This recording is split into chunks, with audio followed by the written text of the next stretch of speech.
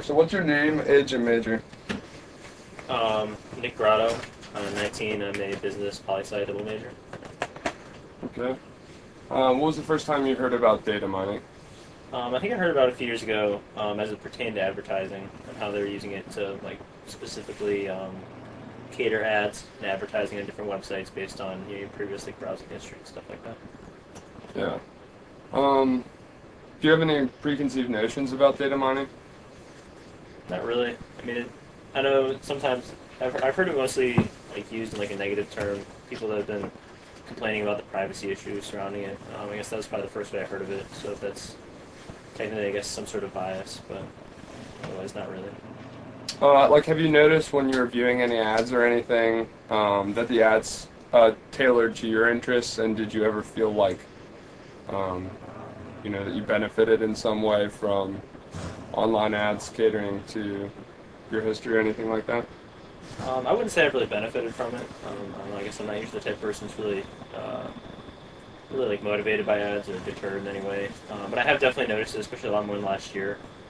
Especially, I was doing some online shopping. Sure enough, the next couple weeks, whatever I was looking for kept showing up on the side, trying to promote it. So I guess in that way, it was definitely impacted my browsing. What website communities are you most active in, and why are you attracted there? Website communities, probably mostly social media. Just easy to use. I'm a student, and all my friends use it. Which ones? Probably Facebook, Twitter, and then other than that, ESPN.com, stuff like that. Okay. What comes to mind when I mention the concept of data mining? I guess the biggest concept is just mass amounts of raw data. You think of data mining, you think of how many people are on the internet, how many people they can draw access from, and therefore that whoever's doing it just has large amounts of data in which to really notice the trends and patterns and really, I guess, see a larger scope than most people would get with just a few hundred or a few thousand people. Do you know who's doing the data mining? Not specifically, no. I don't really. Do you think that there should be, for example, the fact that they are mining your data is all included in the TOS and EULA agreements of every website, you know, um, terms of service and that sort of stuff.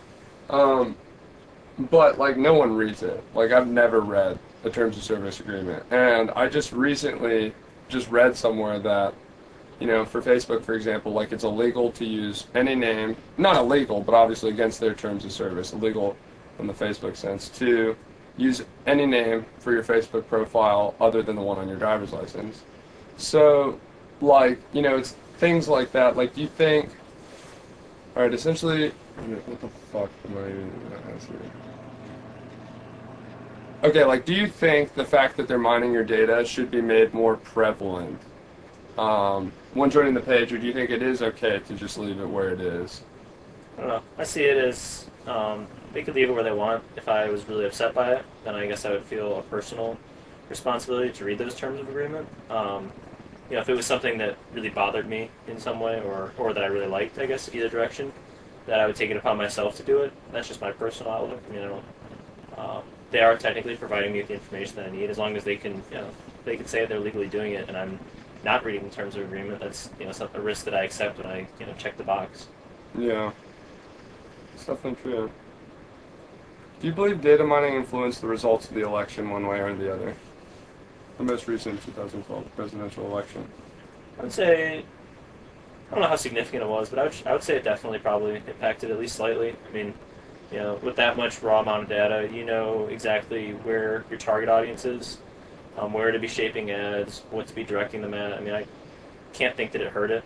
Um, I would say that one campaign probably definitely used data mining more efficiently than the other one, and um, you know, caters to a business need. If you know exactly where you need to be advertising and what your target audience is, you spend money more efficiently, and the viewer gets what they want to see more efficiently.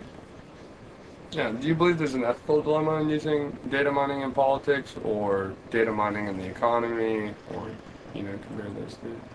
I would say so, not particularly. I mean, especially you're in data mining, you're using your previous history, your things that you already enjoy, things that you do in your spare time. Essentially, I mean, it should just be making things more efficient for both you and the company. I mean, if you're seeing ads that pertain to things you've done in the past or things that are more applicable to your life, then essentially you should be benefiting also. What about data mining, not in terms of ads, but in terms of like being able to paint or predict a very accurate picture of said individuals, or one individual? I mean, obviously you can't generalize it too much. You can't take too much into what websites you're going to or something like that to really determine who a person is. I think there's a lot that's still left face to face. I think it probably starts you in the right direction. I mean, you can definitely tell something about a person by what they do in their spare time, how they use their time. But I wouldn't say that's the whole picture. I mean, there's definitely a lot left to be. You kind of have to discover. Um, it can only get you so far. Data can't really do what a personal face-to-face interview or conversation can do. And if you were to have full legal authority over the concept of data mining, what would your policy be? I don't know if that had changed that much. I guess in general, I'm typically more in favor of, I guess, a more open strategy. I think that as long as it's not being overbearing, it's not in some way, you know, affecting negatively somebody's life on a daily basis, where it's really discouraging them from something or it's turning them away from something. If it's just kind of prodding you in a different direction, I don't really see that's kind of the goal of advertising anyway. Companies already did that, just maybe not in the sense that in mass amounts of data as it is now, but every marketing team does the same thing, just to a different effect.